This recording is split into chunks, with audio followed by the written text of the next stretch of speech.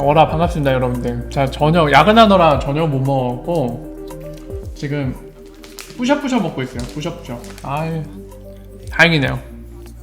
빨리 10,000원 가자고요? 그랬으면 좋겠네요. 자, 어쨌든 워라 반갑습니다 여러분들. 자, 시간이 늦은 만큼 빨리 가보도록 할게요. 자, 우리가 오늘 나눌 얘기는 뭐냐면, 평소처럼 이제 리플과 XRP 얘기도 나눌 거지만 특근법 관련해서 이제 국내 상황이잖아요. 그래서 많은 분들이 되게 궁금하신 게, 특근법이 지금 정부회의 때 통과를 했거든요. 그냥 2단계 정도 남았습니다. 예, 법사위까지 가야 되고, 법사위 통과하면은 국회의원들이 좋아하는 이 뭐라 해야 되죠? 그 명칭은 모르겠는데 어쨌든 국회의원들 다 모여갖고 표결하는 게 있어요. 그래서 그것까지 통과를 하게 되면은 이제 입법이 완료될 텐데, 이제 그 단계 말고도 사람들이 정말 많이 궁금해하시는 게, 특근법이 통과되면은 첫째, 이 자격 없는 거래소도 있잖아요. 규모랑 상관없이 소규모든지 아니면 큰 규모의 이제 암호화폐 거래소 중에 대기업과 소기업을 좀 나눌 수 있을 텐데, 그 안에서 이제 대기업이 아닐지라도 규모가 작더라도 본인들이 해야 될 의무와 역할, 책임을 다하는 거래소들도 있습니다. 하지만 반면에 한번 털어먹고 말자 식으로 그냥 거래소 대충 운영하고 뭐 막 말도 안 되는 토큰들 막 올려다가 고객들한테 팔아놓고서는 빤스런하고 막 이런 거래소들도 실제로 있기 때문에 이제 검찰이 막 기소도 하고 그러는데, 그러면 도대체 이 거래소들 다 없어지냐? 특근법 통과되면은. 이거부터 시작해서 특근법 통과되면 많은 분들이 또 궁금해하실 수 있는, 떡상이 오는 거냐? 규제안으로 편입이 됐으니까 이런 것들. 그리고 한 가지 더 붙이자면, 이 특근법 통과되면 XRP와 리플과 무슨 관계가 있나? 까지 해갖고 많은 궁금하신 점들이 있을 텐데, 지금 말씀드린 거 말고도 여러 가지 의문사항, 도대체 특근법 내용 안에 뭐가 있는지, 어떤 것인지, 그리고 통과되면 어떤 효력을 발휘할지, 시장에 어떤 영향을 미칠지 정확하게 좀 설명을 드리도록 하겠습니다. 정확한 내용을 공유 드릴 테니까 어디 가서 이상한 얘기하는 거에 속지 마시고, 정확한 상황에 대해서, 지금 현재의 상황, 그리고 특근법이 통과됐을 때 어떤 여파가 미치는지, 이런 것들을 오늘 정확하게 알고 가시면 여러분들께 도움이 될 것 같습니다. 자, 오라 어서오세요. 반갑습니다. 김영희님. 자, 그래서 오늘 바로 진행할게요. 이게 제가 원하지도 않았는데 유튜브가 저를 이제 쫓아내려고 하나봐요. 정상적인 방송도 안 되게 하는데 뭐 어쩔 수 없죠. 빨리 뜨라는 것 같은데 갈 때가 됐나 봅니다. 자, 어쨌든 바로 시작할게요. 오라 어서오세요. 사이코 엠퍼러님. 자, 일단은 최근에 여러분들 이제 이 주말이 끼다 보니까, 그리고 제가 금요일날 방송을 쉬었었죠.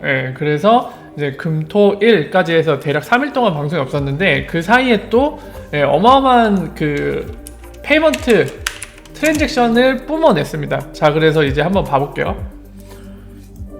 이것 때문에도 이제 많은 분들 좀 설레셨을 텐데, 이것도 정확한 설명을 드리겠습니다.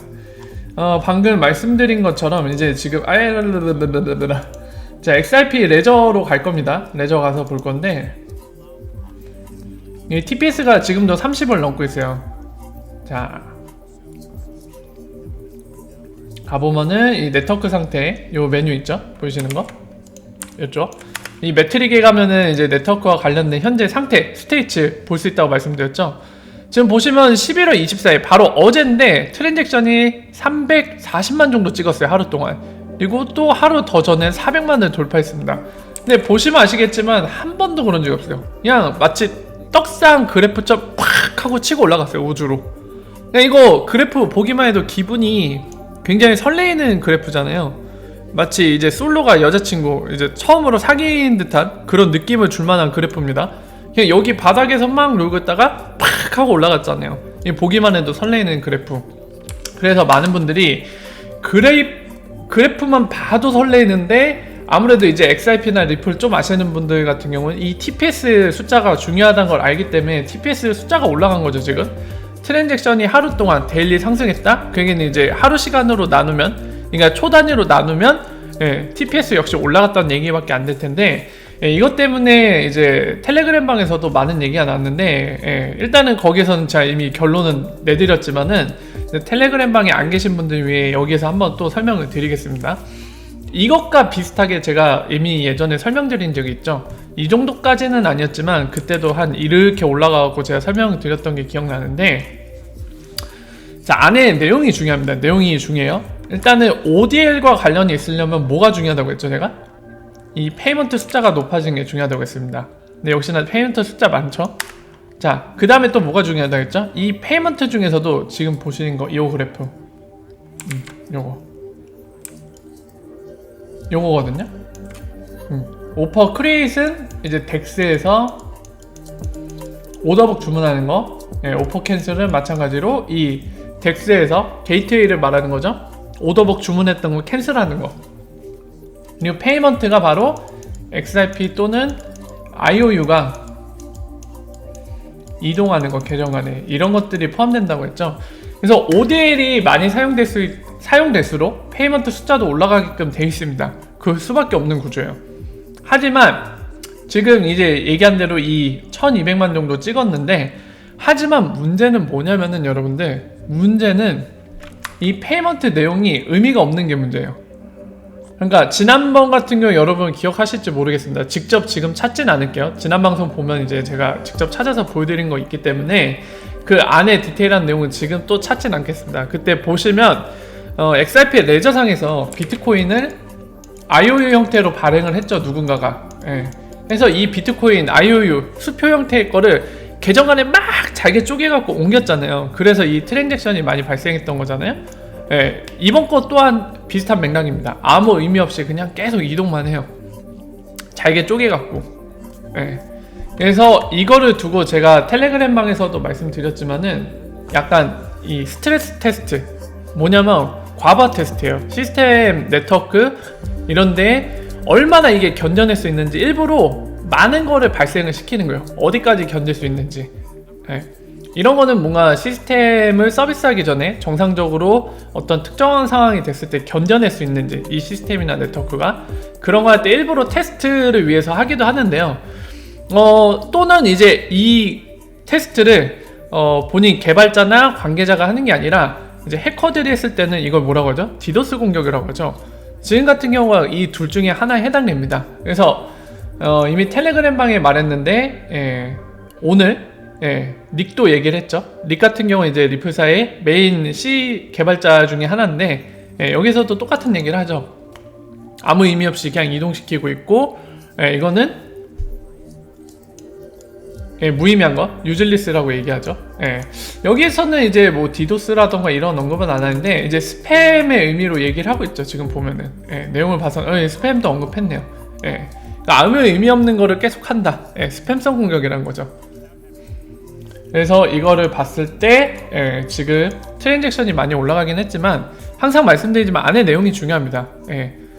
제가 뭐 항상 보수적이라 뭐 여러분들이 궁금하신 내용을 저한테 막 물어보면은 이거 의미 없어요, 이거 의미 없어요 하는 게 아니라 내용을 까보면 거의 99%가 이래요. 그러니까 그만큼 선동꾼들이 많다는 거예요. 여러분들한테 막 뭐 그냥 뭐만 보이면 야 떡상 징조 야 이거 대박 이러면서 이렇게 선동하는 사람이 그만큼 많다는 얘기밖에 안 됩니다. 그래서 이것도 리플 사이에 공식으로 컨펌이 됐죠. 의미 없는 트랜잭션이었고, 다만 여기서 우리가 알 수 있는 거, 그나마 좋은 거는 뭐냐면 저렇게 엄청난 트랜잭션이 발생해도 네트워크에 과부하가 걸리는 거잖아요. 그럼 네트워크에 이런 뭐라 해야 될까요? 페이먼트나 트랜잭션을 처리하기 위해서 리플 노드나 또는 밸리데이터들이 그만큼 역할을 많이 해야 되는데, 이런 구조에서는 보통 이제 네트워크 피가 올라갈 수가 있게 돼 있거든요. 근데 그럼에도 불구하고 네트워크 피가 정상적으로 유지가 됐다는 거죠. 이런 디도스 공격형, 스팸형 공격에도 네트워크 수수료가 증가하지 않았다. 이런 거에 대해서는 닉 역시도 언급을 하고 있습니다. 그래서 그런 점들을 참고하면 좋을 것 같아요. 만약에 반대로 여러분들 저런 식으로 TPS 한 40밖에 안 냈는데 여기 보시면 네트워크 피도 나오거든요. 여기 있죠. 여기 이 부분. 저 만약에 네트워크 피가 저 정도 TPS 한 40밖에 안 되는 걸 했는데 막 이 정도로 올라갔다. 그러면은 문제가 좀 있죠. 아니 1500까지 커버 가능하다며 스펙상으로 1500은 커녕 뭐 40, 50밖에 안 됐는데 그 정도의 트랜잭션 발생했다고 막 네트워크 피가 확 올라가? 이거 네트워크 문제 있는 거 아니냐 이런 얘기 나올 수 있는데, 일단은 이걸로 예, 적어도 TPS 50 정도까지는 XRP 레저상의 문제를 못 준다는 건 확인이 된 겁니다. 근데 뭐 누가 어떤 의도로 갖고 한 건지는 모르겠어요. 여전히 확인되지는 않고 있지만 어쨌든 간에 적어도 TPS 50 정도까지는 가볍게 커버하고도 남는다, XRP 레저가. 이 정도의 부하 갖고는 네트워크를 마비시킬 수 없다 라는 거를 직접 확인한 거는 굉장히 이제 좋은 거라고 볼 수 있는 부분이죠. 하지만 저 올라갔다고 해서 떡상 님들 XRP 지금 ODL 대박 테스트, ODL 막 매스 어덥션 이런 얘기하는 건 다 뻘소리예요. 그냥 흘려들으시면 됩니다. 말도 안 되는 소리입니다. 자, 이 부분 확인했고요. 자, 다음은 산탄데르 소식이 또 있더라고요. 지금 보시는 것처럼 잠깐 인터뷰 드릴게요. 1분짜리밖에 안 되니까 잠깐 듣고 가겠습니다. 보시죠. 워라 어서 오세요, 여러분들. Some institutions of the bank are very relevant stakeholders of entities 오리지널 영어가 operating in 아니네. this area, for instance, Ripple. Well, my question is the following: what's the point of all of this effort? Are you going to launch your own digital currency? 유럽 Or is 발음이거든요. just for the sake of getting knowledge, or maybe getting reward as investors? From the bank's point of view, it's part of future proofing, right? So we need to understand and have the capability from a technical point of view, from a legal and regulatory point of view, if it becomes necessary to adopt to one of these new types of payment systems quickly, we've got the capability to do it, having learned what we've needed to learn over the past 4 years. So that's part of my job as kind of leading the corporate innovation team for our corporate investment bank. It's not to sit back and close our eyes and wait for another vendor to come up and give us something, but to figure out how to do it ourselves. 자, 어떤 질문이 갔냐면 지금 저 사람을 여기에서 소개를 하지 않아서 저는 모르겠어요. 근데 이 사람 말에 따르면은 존이라는 사람입니다. 시니어 디렉터라고 해요, 산탄데르에서. 자, 이 사람한테 여기 있는 회중에서 누군가 질문을 했어요. 대략 질문의 요지는 그겁니다. 너희 왜 리프사에 투자를 했냐? 왜 리프사의 홀더냐? 이 얘기를 한 거거든요. 했더니만 이 사람 말로는 두 가지 정도를 얘기했네요. 약간 그런 새로운 테크놀로지에 대한 거, 그리고 레귤레이션, 새로운 기술. 그러니까 현재 법 테두리 안에 있지 않은 기술 같은 경우는 현재 법으로는 컨트롤이 안 되는 부분이잖아요. 지금 딱 그 상황이죠, 암호화폐가. 그래서 이것과 관련돼서 새로운 테크놀로지 등장했을 때 이거를 그냥 손 놓고 있으면 장님이 될 수밖에 없다는 거죠. 그렇기 때문에 이제 이런 기술을 보유한 이런 분야에서 선두지에 달리고 있는 리프사 관련된 본인들이 참여함으로써 이제 이런 새로운 테크놀로지가 이제 적용되는 시장 흐름으로 갈 때 본인들이 재빠르게 팔로우 할 수 있다는 얘기죠. 그렇기 때문에 본인들이 이제 리프사를 관계를 맺고 지금 해나가고 있다는 얘기를 하는 겁니다. 그 부분이 확인됐는데 되게 뭐 막 앞으로의 소식보다는 왜 산탄데르가 지금 리프사 관계를 갖고 있는지, 어떤 뷰로 접근을 하고 있는지 이런 부분을 확인할 수 있는 내용인 것 같네요. 자, 그리고 이거는 특별한 의미는 없습니다. 이 지금 많은 사람들이 앉아 있는데요. 이제 그냥 정부기관이랑 집문제 갖다가 이제 모인 거예요, 캘리포니아에서. 특별한 의미는 없고요, 사실. 그리고 딜라틴 관련된 겁니다. 딜라틴이 지금 12월 4일 날에 본인이 핀테크, 폴란드에서 있는 핀테크 2019에 참석을 하죠. 그래서 이때도 뭔가 얘기를 할 것 같은데, 이 아줌마가 은근히 얘기를 하긴 하는데 모르겠어요. 이 아줌마는 왜 이렇게 눈에 안 띄는지 모르겠는데, 왜냐면 예전에도 이 아줌마가 얘기했던 뭐라 해야 될까요? ODL 사용자들 30개 넘는다는 얘기도 했었고 막 그랬는데, 일단은 리프사가 공개적으로 얘기한 거랑 숫자도 다르고 약간 이 아줌마가 뱉는 정보가 약간 애매모호한 점이 있습니다. 그래서 기대를 안 하는 건지 모르겠는데, 어쨌든 간에 최근 같은 경우는 이 아줌마가 어떤 얘기를 했냐면, 모니그램이 이미 태국에 ODL을 쓰고 있다는 얘기를 했거든요. 약간 이것도 리프사의 공식 발표하는 약간이 아니죠. 이거는 상당히 배치되는 상황이죠. 리프사 같은 경우는 지금 공식으로 얘기하는 게 멕시코, 필리핀, 그리고 호주 이렇게만 얘기하고 있거든요. 물론 이제 미국 달러도 있긴 하지만, 근데 이 아줌마는 또 방금 얘기했듯이 태국 바트를 지금 ODA를 쓰고 있다라고 얘기해버려갖고 정면으로 배치되는데 약간 이런 것들이 있기 때문에 좀 기대감이 덜한 것 같긴 해요. 뭐 어쨌든 간에 그래도 이 아줌마도 이제 본부장급입니다. 리프사에서 굉장히 이제 수준 있는 자리에 와 있고 책임감 있는 자리, 그리고 정보를 어느 정도 갖고 있는 자리에 와 있고요. 더불어서 전 직장 같은 경우 스위프트 GPI 여러분들도 잘 알고 계시죠? 그렇기 때문에 이 아줌마의 말에 아예 신경을 안 쓸 수는 없습니다. 그래서 12월 4일날 폴란드에서 이제 참석을 한다고 하니까 어떤 얘기들을 하는지 그때 가서 한번 살펴볼게요. 여러분들 이거 너무 당연한 얘기라 지금 제 채널에 함께하고 계신 분들은 아마 속는 분들이 없을 것 같긴 한데 주변 분들이 혹시나 이런 거 혹하시면 꼭 얘기해 주십시오. 리프사 절대로 에어드랍 없습니다. 리프사는 공개적으로도 리프사가 얘기하고 있는 건데 이거 계속 사기가 있는데 1000명이나 시청 중이더라고요. 이거를 실시간으로. 나 정말 이게 어이가 없는데 이 사기꾼들 진짜 이거 절대로 속지 말라고 얘기해 주세요. 자, 그리고 다음 아까 이 가끔씩 좋은 이 사람 같은 경우 여러분들 이 스티븐이라는 사람은 동양인이에요. 동양인인데 뭐 어느 나라 계열인지 모르겠어요. 저는 이제 중국 계열로 보이는데 중국 아니면 대만 계열로 보이는데 어쨌든 이 양반이 좋은 동영상 자료를 올려주는 건 맞아요. 아까처럼. 근데 이 사람의 단점이 있어요. 이 사람도 약간 병이 있어요. 약간 뭐라 해야 되죠? 약간 본인에 취해 있어요. 너무. 그래서 지금 같은 경우도 그 케이스 중에 하나인데 이런 거는 거르세요. 이 사람이 분명 좋은 동영상을 많이 올려주는 건 사실이고 그런 영상들은 여러분들한테 좋은 정보기 때문에 참고로 하시는 건 맞는데 이런 거 자기 자아에 도취돼 갖고 약간 헛짓거리 하는 거는 속지 마세요. 그러니까 지금 같은 경우는 뭐라고 얘기하냐면 스위프트가 리프사 XRP를 두려워하고 있는 분명한 이런 사인이다 하면서 뭐라고 얘기한 줄 알아요? 왜냐면 스위프트 계정이 자기를 차단하고 있기 때문에. 그러니까 리프사 XRP를 두려워하고 있는 게 명확하다라고 얘기하는데 이거는 개소리죠. 어떻게 자기 계정 차단한다고 리프사 XRP를 두려워하는 거예요? 네, 정말 이 사람 아니 병 걸렸나봐. 이 사람들 왜 이러는지 모르겠어. 나 정말 만약에 좋습니다. 만약 이게 사실이라고 생각하면 만약에 누가 제 계정을 차단하면은 저를 두려워하고 있는 거예요? 명확한 사인이에요 그게 아니겠죠. 스위프트가 하도 이 양반이 뭐 여기다 댓글 달고 막 그랬겠죠. 하도 헛소리 하니 이 사람 입장에서 헛소리니까 차단을 했겠지. 무슨 말도 안 되는 소리 하고 있어 정말. 이런 거 절대 속지 마십시오.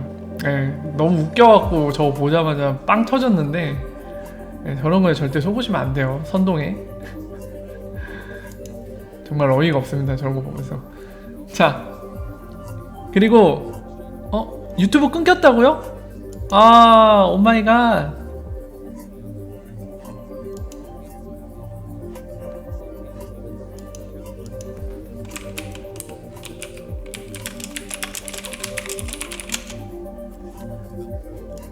오마이갓.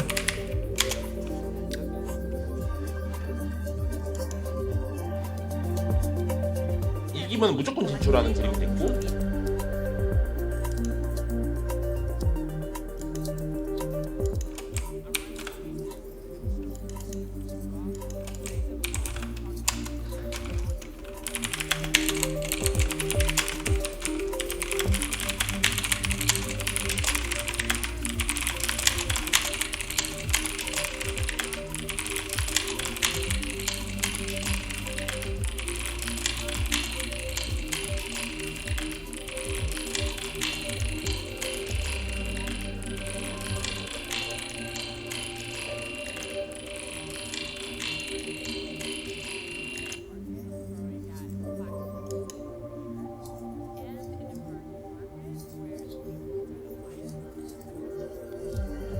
근데 불편해도 이게 지금 상황이 어쩔 수 없는 것 같아요. 유튜브가 아파갖고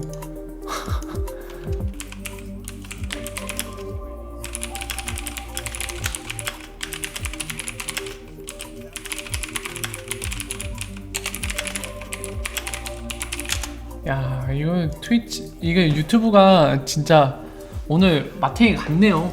예, 오늘 못 쓰겄다 유튜브 진짜. 접으란 의미인가 보네. 여러분들 월화 어서 오세요.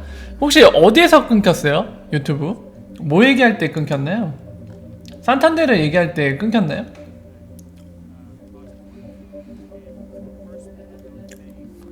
아 오늘 날이 아니네 진짜.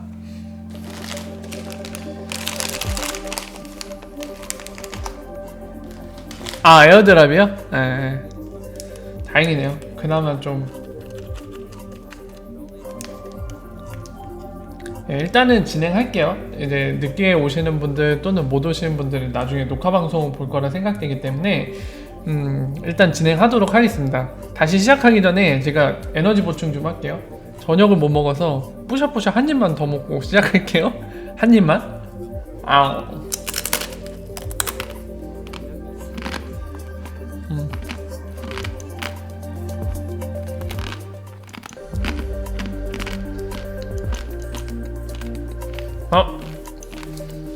아무 할 건가?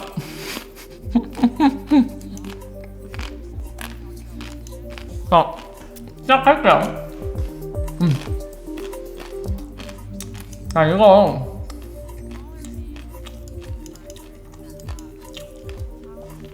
이 트윗은 아까 보셨지만 이 스티븐 씨 좋은 동영상 많이 올려줘요 이 양반. 그래서 저는 그런 면에서 참 괜찮은 양반이라고 보는데 가끔씩 자아도취에 빠져갖고 약간 대단한 사람이 된 것처럼 스스로 느끼는 경우가 좀 있나봐요. 그래서 지금 같은 케이스가 딱 그건데 이런 건 속지 마세요. 뭐라고 얘기하냐면 스위프트가 리프사 XRP를 굉장히 두려워하고 있다. 분명한 사인이 있다 라고 얘기하는데 그 근거를 뭐라고 하냐면 스위프트 계정이 자기를 차단했기 때문에 리프사 XRP를 두려워하고 있다고 얘기하거든요.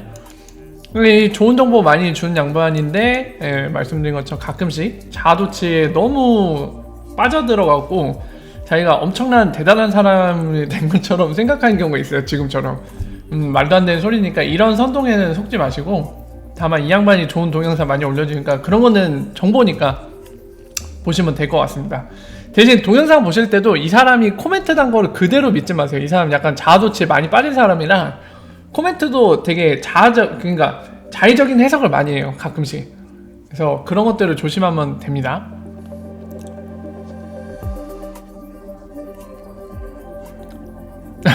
네. 그래서 유튜브 채팅창에 제가 얘기를 하긴 했는데 오실 수 있는 분들은 오실 것 같아요. 자 이어서 갈게요. 지금 트위치도 안 되나요? 여러분들 혹시 트위치도 안 들리세요? 아니죠? 트위치는 지금 들리시죠 다들? 아 오늘 진짜 날이 안 네. 다행이네요. 자 이어서 하겠습니다. 지금 보시는 거는 이거 뭐라고 읽어야 되지? 이름은 신기하게 적어갖고 얼티레저라고 해야 되나요? 아마 얼티밋 같은 단어 있잖아요. 얼티밋 그 앞에만 쪼갠 것 같은데 얼티밋이란 단어가 있죠. 이 단어의 앞에만 쪼개갖고 여기다가 레저를 붙인 것 같은데 아마 제 생각에 이런 식으로 합성을 만든 것 같아서 얼티레저라고 읽으면 될 것 같습니다. 자 지금 보시면 얼티레저라는 게 이제 리플폭스라고 옛날부터 이제 XRP 레저상의 게이트웨이 즉 뭐죠? 우리가 흔히 이제 분산거래소라고 부르는 덱스 있죠? XRP 레저상의 덱스를 우리는 공식 명칭이 게이트웨이라고 부릅니다. 리플폭스가 이 게이트웨이를 운영하고 있거든요. 중국에서. 그래서 지금 얘기했듯이 위아나가 페어링으로 있어요. 근데 얘네가 지금 얼티레저라는 거를 만들어 갖고 이거를 동시에 활용한다고 합니다. 마치 거기랑 똑같죠. 솔로제닉을 떠올리시면 되게 알기 쉽습니다. 그래서 그 내용 보시면 되고요.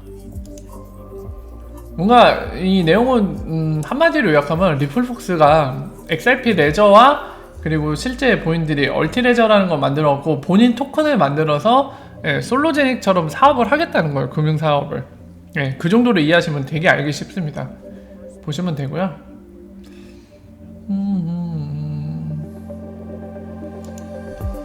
자, 이거 여러분들 이미 보셨을 것 같은데 이 트럼프 관련해서 트럼프가 XRP에 대한 비밀 계획을 트윗으로 남겼다는 뭐 여러가지 찌라시가 떴었죠. 자, 이거 한마디로 요약하겠습니다. 뭐 길게 설명할 필요도 없는 것 같아요. 개소리입니다. 넘어가시면 돼요. 미쳤나봐요, 저 사람들.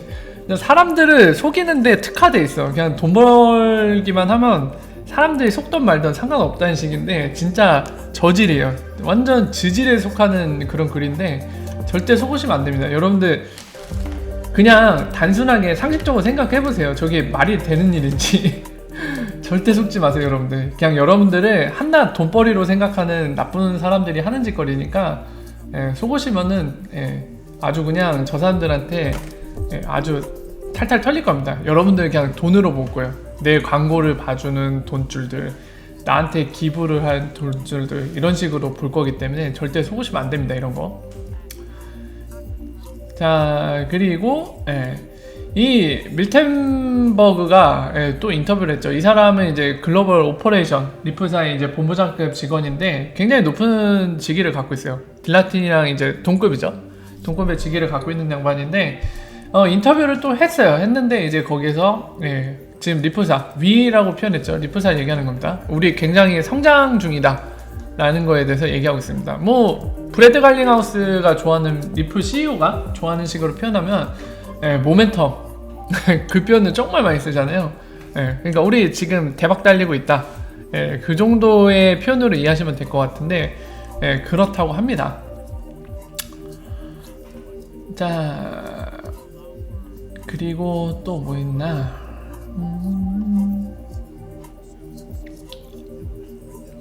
옥스퍼드 대학교 이거 다 설명드린 거죠? 21일만 아마 이건 설명드렸던 거네. 여기까지 하면 될 것 같네요. 일단은 가장 최근에 지난주 금요일부터 오늘까지 있었던 리플사 XRP 관련된 소식들 중에 우리가 좀 체크해야 될 부분들, 핵심 부분은 다 말씀드렸고, 자, 이제 국내 상황 관련해서 좀 말씀을 드릴게요. 국내 상황 설명을 드리도록 하겠습니다. 뭐냐면은 특근법이요. 특근법 관련해서 일단 기사를 본 뒤에 정확히 여러분들께 지금 특근법이 어떻게 통과되고 있는 상황인지, 그리고 앞으로 어떤 일정을 남겨두고 있고 특근법 안의 내용은 뭔지, 그리고 그 안에 이런 내용이 있기 때문에 이게 만약 통과되면 어떠한 영향을 미칠지에 대해 정확하게 말씀을 드릴게요. 지금 이거 관련해서도 되게 또 말도 안 되는 얘기들을 하는 사람들이 되게 많은데 정말 사기판이에요. 이런 법 관련된 내용 파악할 줄도 모르면서 그냥 본인의 소설, 야 특검법 통과되고 있대. 그러니까 자기는 아무것도 몰라. 확인도 안 해봐. 심지어 모르면 확인이라도 해봐야 되는데 확인도 안 해보고 그냥 여러분들한테 그냥 마치 아는 것처럼 난 전문가야, 이런 착각에 빠져갖고 야 이거는 이러니까 이렇습니다 얘기하는데 정말 말도 안 되는 소리가 난무하더라고요. 그래서 정확하게 좀 알려드릴게요. 자, 일단은 내용은 기사 여러분들 이미 많이 보셨으니까 기사를 반복해서 좀 얘기하진 않겠습니다. 얘기하지 않을 텐데 몇 가지만 말씀드릴게요. 자, 보시면은 이 금융정보분석원이라는 데가 있어요. 공공기관인데 여기가 요즘에 지금 최근에 이제 금융 관련된 뭐라 해야 될까요? 그 법률들 개정하면서 여기한테 좀 맡겼어요. 많은 것들을 맡겼거든요. 보면은 어떤 걸 맡겼냐면 안티모니 론더링, CFT, 세금 회피, 이런 것들, 금융 관련된 뭔가 이렇게 정보 분석이 필요한 것들 있잖아요. 거래 관련돼서 뭔가 사기치는 거나 이런 행위들, 지금 거론된 이렇게 제가 기재한 행위들까지 포함해갖고 이런 부분들을 전담박할 수 있는 이 금융정보분석원한테 법률도 개정해서 여기에다 맡겼어요. 근데 참고로 말씀드리면 진짜 법안에서도 굉장히 추상적으로 여기한테 권한을 막강해줬어요. 그러니까 예를 들면은 법이라는 게 웬만해서는 명확해야 되거든요. 뭐 할 때 모호한 게 최대한 적어야지 좋은 건데 지금 개정안들 보면 되게 저는 깜짝 놀랐어요. 마지막에 5번, 7번 마지막 이 항에 뭐라고 적혔냐면 그 밖에 금융정보분석원장이 판단해서 그게 맞다고 해당되는 경우, 그러니까 금융정보분석원장한테 재량을 되게 많이 줬어요. 생각보다 재량이 상당히 있습니다. 권한이 좀 막강한 편이고, 자 어쨌든 여기가 껴있어요. 지금 관련해서 뭐냐면은 내용은 여러분들도 아시다시피 기사를 보셨다시피 여기에도 적혀있다시피 예. 이제 가상자산 거래소죠. 예. 그리고 가상자산으로 분류를 했습니다. 우리는 이제 오늘날 암호화폐라고 얘기하지만 예, 가상자산으로 명칭을 법안에서 명확하게 정의를 했어요. 그리고 가상자산 거래소 뭐 이런 식으로 부르게 되죠. 실제로 그 FATF 자금세탁 방지기구에서도 그렇게 공고안을 냈었는데 그 명칭을 그대로 가져다 썼어요. 그래서 그 점을 이해하시면 되고, 지금 보신 것처럼 몇 가지를 짚고 넘어가면 뭐 실명 확인, KYC를 얘기하는 거죠. KYC라든가 만약에 보안 상태 확인을 위해서 이 정보보호 관리 체계에 관련된 인증, ISMS 인증이 없을 경우 뭐 사업자 신고를 거부할 수 있다. 뭐 이런 얘기 나오는데 뒤에서 자세히 볼 거니까 대충 하고 넘어갈게요. 자 어쨌든 이렇게 해갖고 지금 보면은 정부위를 통과했고, 이제 여기에도 나오죠. 법사위로 갈 거고, 그 다음에 나머지 전체 정기회의, 정기 본회의를 얘기하는 거죠. 거기 가고 이제 국회의원들 의결하는 거, 표결하고 의결하는 거, 그 과정을 거쳐야지 최종 통과라고 하는데, 자, 이 기사 내용 관련해서 아까도 말씀드렸지만 굉장히 많은 얘기들이 나오는데 제가 정확하게 말씀을 드리겠습니다. 정확히 설명을 드릴게요. 자, 일단은 우리가 이 내용에 대해서 정확히 알려면 법 내용을 좀 확인을 해야 돼요. 이 개정안이 어떤 내용을 포함하고 있는지 핵심 부분을 좀 볼 필요가 있고요. 그리고 이 내용을 바탕으로 통과됐을 때 여러분들이 굉장히 궁금하시는 게 그 부분이잖아요. 사실 법 내용도 몰라도 된다. 나는 이게 통과되면은 우리가 관심 있어 하는 암호화폐 시장에 어떤 영향을 미치는지만 그게 가장 궁금하다 하시잖아요. 근데 그걸 정확히 알려면은 법 내용의 중요한 핵심 부분들은 같이 보셔야 됩니다. 보시고 보면은 자연스럽게 알 수밖에 없어요. 이게 통과됐을 때 어떤 영향을 미치지, 이런 내용이기 때문에 이런 영향을 미칠지, 이런 것들을 금세 명확하게 알 수 있거든요. 그렇기 때문에 내용을 보고 나서 함께 어떤 영향을 미칠지 거기에 대해서 다루도록 하겠습니다. 자 보시면은 볼게요. 개정안 여러 개 얘기하는데 뭐 법의 기본 구조라고 해야 될까요? 아키텍처? 법이 있으면 그 아래 시행령이 있고, 보통 시행령은 이제 대통령이 정하는 바라는 단어가 되게 많이 들어가요. 왜냐면 약간 대통령이 어느 정도 재량을 부여할 수 있도록 시행령들이 지금 보시는 것처럼 이런 식으로 약간 추상적으로 정하는 것도 있어요. 대통령이 뭔가 할 수 있도록 역할을. 그리고 그 아래 뭐 규정이라던가 규칙 이런 것들 마치 이런 뭐라 해야 될까, 피라미드 구조처럼 따라가는 게 있어요. 법이 갖춰지면은 시행령이 아래 받쳐주고 규정 규칙 이러면서 아래로 내려옵니다. 이것들이 근간이 돼서 이런 구조를 갖게 되거든요. 자 그래서 그런 것까지는 얘기할 필요 없는 것 같고요. 이거 아니다. 잘못 봤어요? 요거네 요거. 요거 아니에요. 요거 아니에요? 자 요겁니다. 요거. 지금 요거거든요. 아까 말씀드린 게 김병호 위원 등 10명이 지금 같은 경우는 이제 국회예요. 우리 국회의원들이 하는 일, 지금 어떤 법이 향정됐고 지금 어떤 단계를 거치는지 지금 이 진행 상황에 대해서 표기하는 곳이 있습니다. 그래서 정확한 정보를 알고 싶으면 여기를 보면 돼요. 아까 기사에서 얘기하는 것들 있죠. 특검법 개정안 관련된 거 지금 그 원문을 여기서 볼 수 있습니다. 요거 누르면 나와요. 여기 보시면 됩니다. 정확한 겁니다. 그러니까 처음에 3월 19일 날 회부가 되고 상정은 8월 22일 날 됐어요. 그리고 처리는 11월 25일 날 됐습니다. 아까 기사에서 얘기한 것처럼 이렇게 3번의 회의를 했어요. 8월 22일 날 회의 한 번, 그리고 10월 24일 날 회의 한 번, 11월 21일 날 회의를 한 뒤에 처리를 오늘 했어요. 그래서 법사위로 넘어간 겁니다. 자 보시면은 여기 나와 있죠. 이 링크를 드릴 테니까 여러분들도 한번 보세요. 제가 링크를 드릴게요. 자 그래서 요걸 보시면은 핵심만 제가 찝어서 좀 말씀을 드릴게요. 이 내용을 보면은 앞부분은 좀 약간 뭐라 해야 될까요, 읽기 쉽게 글로 표현한 거기 때문에 여러분들 쭉 보시면 돼요. 몇 가지만 찝어서 볼게요. 자 취지에도 나와 있지만은 제안 이유 나와 있죠.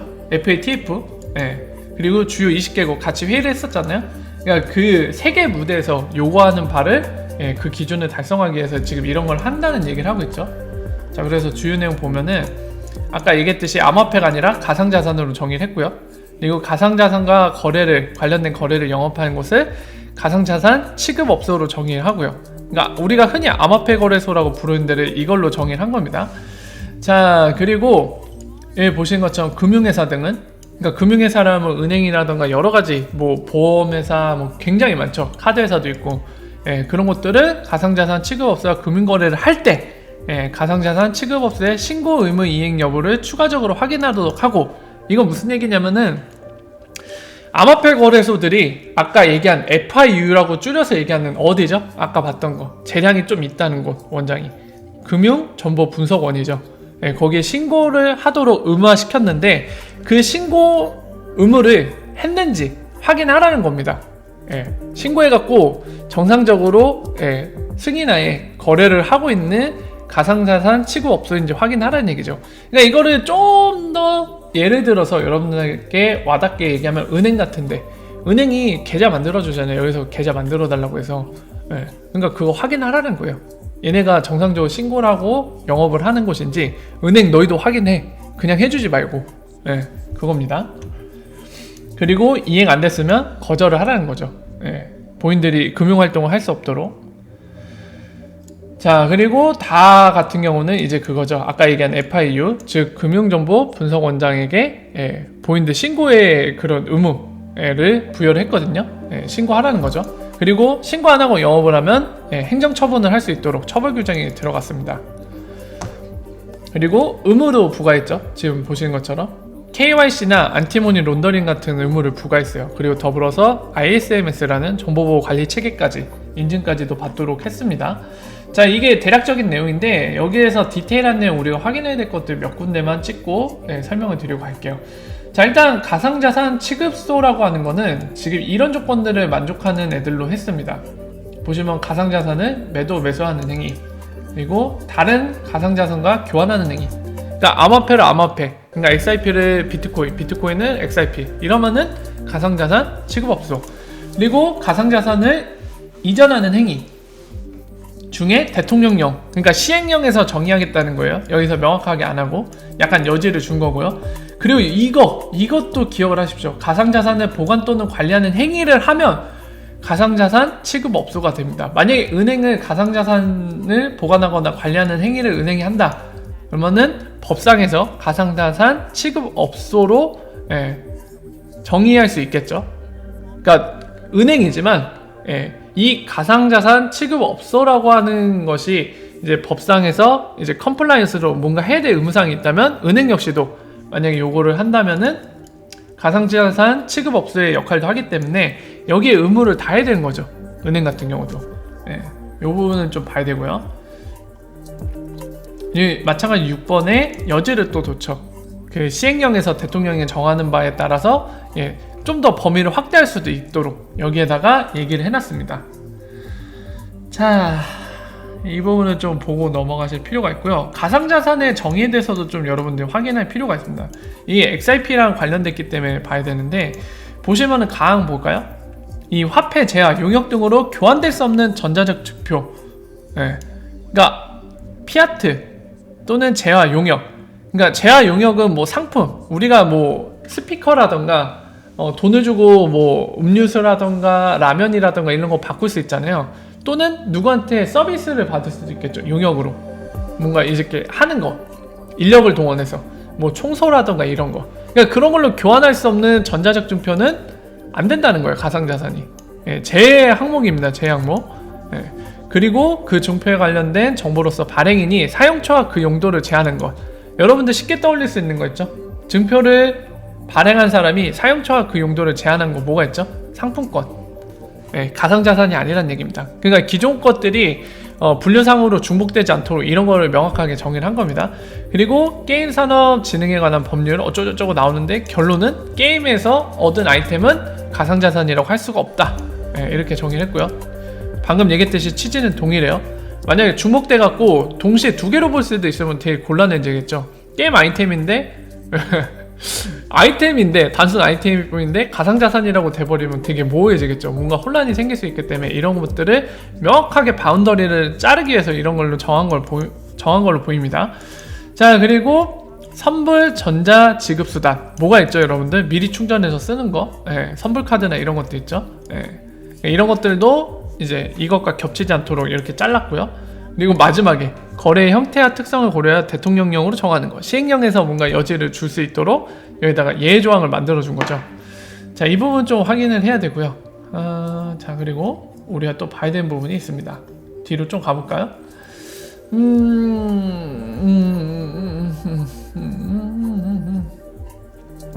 자, 이 부분 봐야 되겠네요. 자, 금융기관한테 아까 얘기했듯이 금융회사도 있죠. 금융회사한테 고객이 가상자산 취급업소인 경우에 각 목의 사항을 확인하라는 의무를 부여했습니다.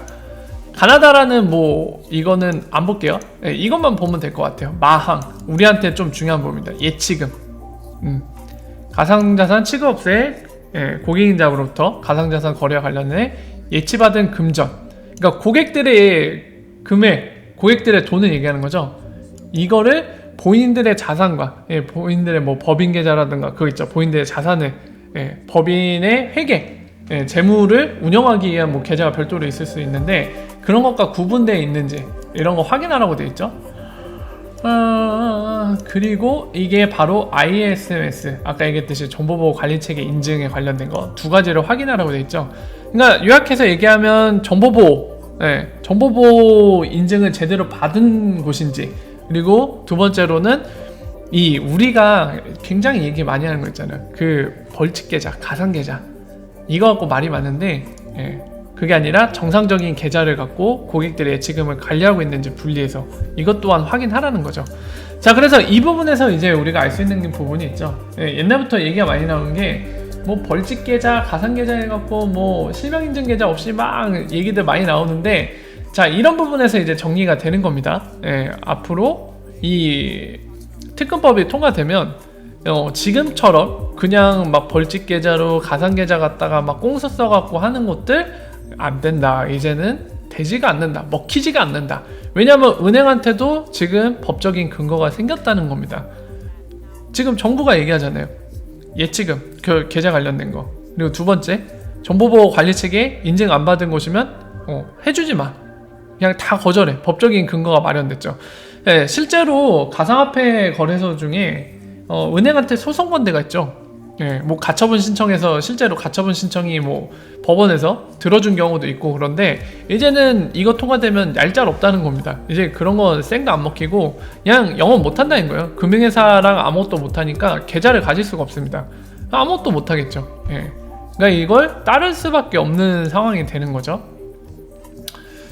자, 그리고 자 봅시다. 그리고 또 하나 또 있죠. 자금 세탁행위, 안티모니 론더링 이런 위험이 특별히 높다고 판단되는 경우로서 대통령령을 정하는 경우. 그러니까 디테일은 이제 대통령 시행령에서 이제 결정이 되겠지만 어쨌든 거기에 기재되어 있는 내용에 따라서 안티모니 론더링, 자금 세탁이라든가 이런 부분에 문제가 발생할 걸로 보이는 암호화폐 거래소는 아웃이라는 거죠. 안 된다는 겁니다. 자, 그리고요. 자, 뭐 적용 범위에서도 좀 볼만한 게 가상자산 취급업소가 이제 금융거래 관련해서 국외에서 이뤄지더라도 국외에서 이뤄졌지만 국내에 영향이 미치는 경우는 이 법의 적용을 받는다는 겁니다. 그 부분 좀 기억해야 될 것 같고요, 저희가. 그리고 신고의 의무 여기에 나있죠. 신고해야 된다고. 그러니까 가상자산 취급업소, 즉 암호화폐 거래소를 운영하려면 FIU, 즉 금융정보분석원에 보고를 해야 된다는 겁니다. 이 내용에 대해서는 여기 나오죠. 뭐 사업자의 소재지, 상호명, 어쩌고저쩌고 막 얘기하죠. ISMS 인증 못 받으면 신고해도 수리 안 한다는 거죠. 반려시킨다는 거죠. 안 된다 너는. 그리고 여기 나온 실명 확인이 가능한 입출금 계정. 여기서 나오죠. 실명 계좌. 안 된다는 거예요. 이거 없으면은 신고해도 반려시킨다는 얘기예요. 너 영업 못해 하고 그냥 쳐낸다는 얘기입니다. 이 근거 때문에 이제 더 이상 벌칙 계좌고 나발이고 가상 계좌고 다 안 된다는 거예요. 이제 그리고 이제 뭐 기타 이제 범죄에 관련된 법률에서도 나오는 거. 예. 거기에서 뭔가 5년이 지나지 않은 거. 그러니까 실형을 받고 나서 5년이 지나지 않은 경우는 이제 영업을 못 한다는 거죠. 예전에 전과 기록이 5년 이내에 있으면은 쉽게 얘기해서 영업 못 한다. 라는 거죠. 자, 그리고 마지막에 이거 직권을 줬어요. 지금 아까 말씀드렸지만 금융정보분석원장이 신고를 받고 나서도 대통령이 물론 기준은 어느 정도 정해주지만 이 신고를 직권으로 말소할 수 있대요. 재량에 의해서 신고한 업체도 제재를 가할 수 있다는 겁니다. 그래서 여기 보면은 얘기를 하는데 시정명령을 이행하지 않는 경우, 그러니까 금융정보분석원에서 야 암호화폐 거래소 니네 이 부분 잘못된 것 같은데 시정이 했는데 이행하지 않으면 바로 불법 업소가 되는 겁니다. 라이센스 박탈당하는 거고, 기각 경고는 3회 이상 받은 경우, 너 경고 3회타 맞으면은 끝이라는 거예요. 그리고 제재받은 자, 그리고 자금 세탁 행위에 관련돼서 하면은 아웃이고, 부가가치세법에 따라서 이거에 저촉되는 것도 아웃입니다. 자, 이 금융분석원에 상당히 재량을 부여하는 거죠. 암호화폐 거래소에 대한 재량을 굉장히 부여하는 겁니다. 이 정도 여기 볼 수 있을 것 같고요. 그리고 가상자산 취급업소의 조치 부분도 보면 이 보이시죠? 보고 의무가 부여가 되고 고객별 거래 내역을 분리하여 관리해야 돼요. 그리고 시행령에서 이제 자세히 다루기 위해서 이렇게 약간 모호하게 해놨죠. 대통령령으로 정하는 조치를 해야 된다. 아마 여러 가지 작은 세탁 방지나 신원 확인 이런 거를 집어넣을 걸로 예상됩니다. 약간 디테일하게 넣어놓겠죠. 자, 그리고 뒤에는 과태료 얘기고요. 뭐 5천만 원 이하의 벌금, 5년 이하의 징역, 뭐 이런 얘기 나오죠. 이런 부분 좀 체크를 해야 되고요. 자, 근데 그리고 마지막으로 여러분들 중요한 건 뭐냐면, 여러분들 항상 법이라는 건 말이죠, 유예기간을 줍니다. 법이라는 거는 시행일부터 효력을 발휘하는 거예요. 이 법이 통과한다고, 아까 기사 보셨죠? 법사위 가서 법사위에서 이제 통과하고 본회의 가갖고 이제 의결하고 표결해갖고 국회의원들이 이제 이거 통과시키자 해서 통과시키면은 바로 효력을 발휘하는 걸로 오인하신 분 많은데, 그리고 그런 선동꾼들이 많죠. 어림도 없는 얘기입니다. 우리가 정확히 알아야 되는 건, 법이라는 거는 통과가 되더라도 시행일이 중요해요. 시행일이 언젠지를 봐야 돼요. 지금까지 우리가 본 내용들 시행일 언젠지 보세요. 시행일, 이 법은 공포 1년이 경과한 날부터 시행한다. 자, 가령 12월 20일에 통과했다고 봅시다. 2019년. 그러면 언제? 공포되잖아요, 이날. 또는 며칠 지나서 공포될 거 아니에요. 그럼 1년 지난 뒤에, 1년 뒤라는 얘기예요. 그때부터 시행해요. 그러니까 이 법안이 다 통과되고 공포가 되더라도 1년 뒤부터 시행해요. 1년 뒤부터. 그리고 또 그냥 바로가 아닙니다. 또 자, 보세요. 가상자산 취급업소 신고에 관한 경과조치라고 돼 있죠. 여기를 잘 보셔야 돼요. 제7조의 개정 규정에도 불구하고 이 법 시행 전부터 영업 중인 가상자산 취급업소는 이 법 시행 일부터 6개월 이내 요건을 갖추어 신고해야 한다. 이해되세요? 자, 보세요. 이 법 시행 전부터 영업 중인 가상자산 취급업소, 누굴 얘기합니까? 오늘날에 존재하는 암호화폐 거래소들을 다 해당되겠죠, 여기에. 그리고 그러면 언제부터? 이 법이 시행일부터. 언제요? 1년 뒤. 시행일부터 6개월이라는 시간을 줍니다. 신고 기간을 줘요. 그러면 이 신고일 6개월 주는 거 언제? 1년 뒤 이후에 6개월이나 시간을 줍니다. 그러면은 막바지에 가상화폐 거래소가 신고한다고 봅시다. 그러면 1년 5개월 뒤에 신고해도 돼요. 그러면은 1년 5개월 동안에는 ISMS 인증 안 받아도 되고요. 아까 얘기한 그 실명 계좌 있죠? 그 의무 안 해도 돼요. 1년 5개월 뒤에 그걸 갖추고 신고해도 됩니다. 그럼 1년 5개월 동안 그거 없이도 진행은 되는 거예요. 자, 이해가 되시죠? 이거 되게 극단적인 경우긴 하지만 실제로 그게 현실로도 가능하다는 걸, 법을 저촉하지 않고. 그러니까 사실상 이 내용은 뭐냐면 유예기간을 1년 6개월이나 준 겁니다. 사실 1년 6개월. 그래서 실제적으로 여러분들 생각해 볼 때 이 법이 당장 바로 통과되더라도 효력을 발휘하기 시작하는 지점은 언제냐면은 언제일 것 같습니까? 2021년 한 5월쯤은 돼야 됩니다. 그때 돼야 실제적인 효력이 발생할 수 있는 법이에요. 이게 당장 통과되더라도. 그래서 뭘 말씀드리고 싶냐면, 좋아요, 이 법이 통과되면은 가상자산, 우리가 지금 암호화폐라고 부르는 가상자산, 그리고 암호화폐를 거래할 수 있도록 플랫폼을 제공하는 암호화폐 거래소, 법상에서는 가상자산 취급 없어져. 좋습니다. 이런 것들이 규제 안에 들어오는 거 맞아요. 틀린 얘기 아니에요. 이 법이 통과되면 규제 안으로 편입됩니다. 예, 법 안에서 뭔가 이 법 안에서 활동을 하려면 의무가 부과되죠. 예, 의무가 부과되고 책임이 부과되는데, 그래서 안전하게 규제 안에서 뭔가 진행될 수 있는 건 사실이에요. 100% 사실인데, 이거 갖고 당장 무슨 일이 있는 것처럼 얘기하는 것들은 다 뭐다? 그냥 알지도 못하면서 헛소리 하는 거다. 왜냐면 유예기간이 거의 실질적으로 1년 5개월은 나와요. 지금 당장 통과되더라도 실질적으로 효력을 발휘하는 시점은 2021년 이라는 얘기입니다. 지금 2019년 말이기 때문이죠. 1년 6개월 더하면 그쯤은 되죠.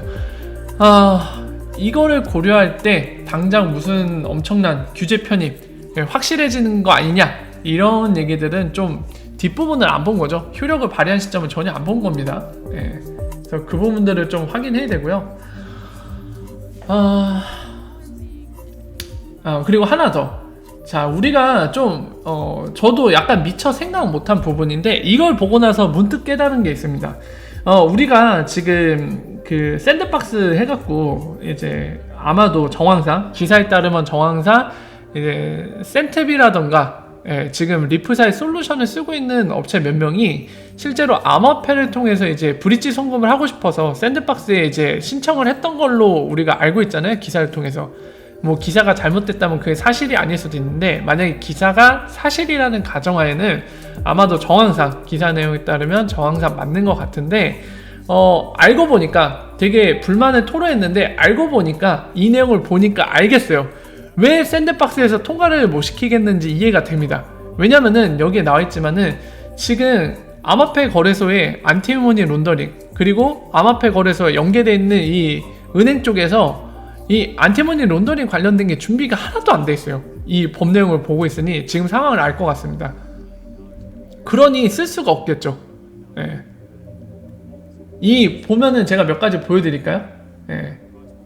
미국이랑 우리나라랑 지금 상황이 많이 달라요. 여러분들, 제가 이제 추가적인 정보를 이제 말씀드립니다. 미국이 막 그 얘기하잖아요. 리플사도 막 얘기하는 게, 야, 미국 중국에 비해 너무 뒤떨어져 있는 거 아니냐, 약간 레귤레이션, 규제 관련해서 빨리 클리어해지자, 뭔가 정해되지 않겠냐, 미국이 밀릴 것 같아, 막 이러면서 굉장히 얘기를 하잖아요. 그거 보면서 불소용, 우리나라랑 미국이랑 똑같네, 암호화폐에 대해 왜 이렇게 뒤떨어져 있냐 얘기하시잖아요. 그렇게 생각들 많이 하시고, 실상은 우리나라가 훨씬 뒤에요. 왜냐면은 여기에서 알았어요. 이 소관위 검토 보고서 있거든요. 이 국회의원들 3번 회의하면서 이것과 관련된 내용, 이 법안들을 심도 깊게 논의하기 위해서 이 내용을 정리한 게 있거든요. 검토 보고서에.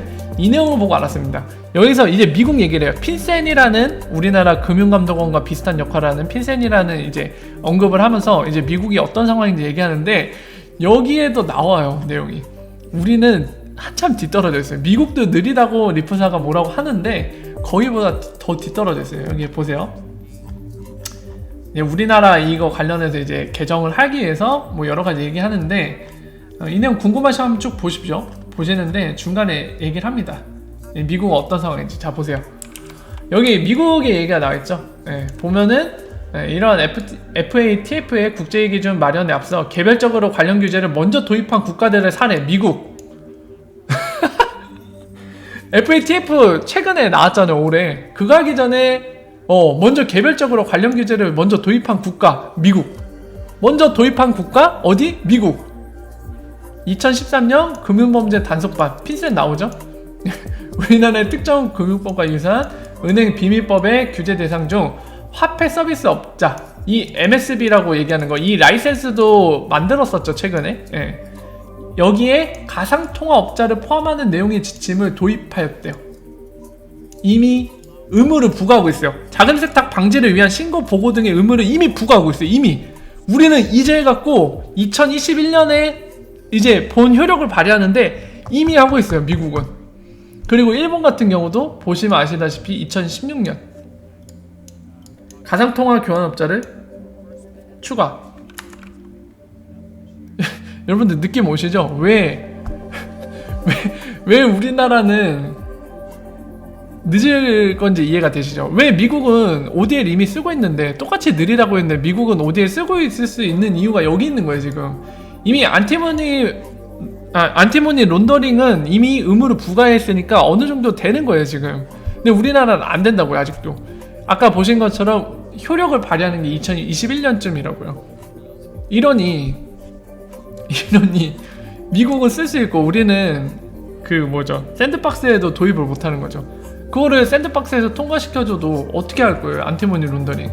리프사 솔루션은 준비돼 있는데 문제는 암호화폐, 우리나라에 있는 암호화폐 거래소랑 은행이 준비가 안 됐어요. 여기에 관련돼서. 여기에서 이거를 보고 알았어요. 저는 미국은 왜 ODL이 되고 우리나라는 안 되는지 알 것 같더라고요. 예, 가슴 아픈 일이지만 이게 현실인 것 같습니다 지금. 예, 그래서 여기에서 좀 이제 XRP와 리플 관련돼서 왜 미국은 ODL이 가능했는지, 뭔가 리프사가 자꾸 프레임워크가 아직 레귤레이션이 뭔가 클리어하지 않다고 막 징징대는데 그럼에도 불구하고 왜 ODL이 쓰일 수 있는지 이유는 여기 있었죠. 이미 법으로 준비는 어느 정도 돼 있습니다. 안티모니 론더링 관련돼서 자금 세탁 방지. 근데 그와 반대로 우리나라는 안 돼 있다. 이제 하고 있다. 아직 법도 통과 안 됐다. 이게 지금 차이가 있는 거예요. 예, 우리나라에서 ODL을 쓰는 거는 상당한 시간이 걸릴 걸로 보입니다 지금. 예, 이런 점들을 관련해서 이번 특검법 진행 상황들, 지금 국회에 들어가서 직접 본 자료들이죠. 이런 걸 통해서 지금 정황을 알 수 있는데 네, 지금 상황이 딱 이런 것 같습니다. 그리고 쿄님이 질문 주셨는데 맞아요. 저 실명거래 이런 것들이 이제 법으로 효력을 발휘하기 시작하면 신규도 받을 수 있겠죠. 더 이상 법으로 저촉될 게 없기 때문에, 규제에 편입이 됐기 때문에 그때는 부담 없이 신규를 받을 수 있겠죠. 근데 문제는 시간이 꽤나 걸릴 걸로 보입니다. 1년 이상은 걸릴 것 같아요. 법이 효력을 발휘해야 되기 때문에 시간이 꽤나 걸릴 것 같습니다. 자, 해서 여기까지 1부 순서 특검법 관련된 거 정확하게 정리해서 설명도 드렸고요. 그리고 리프사, XRP 관련된 소식들 정리해서 말씀을 드렸습니다.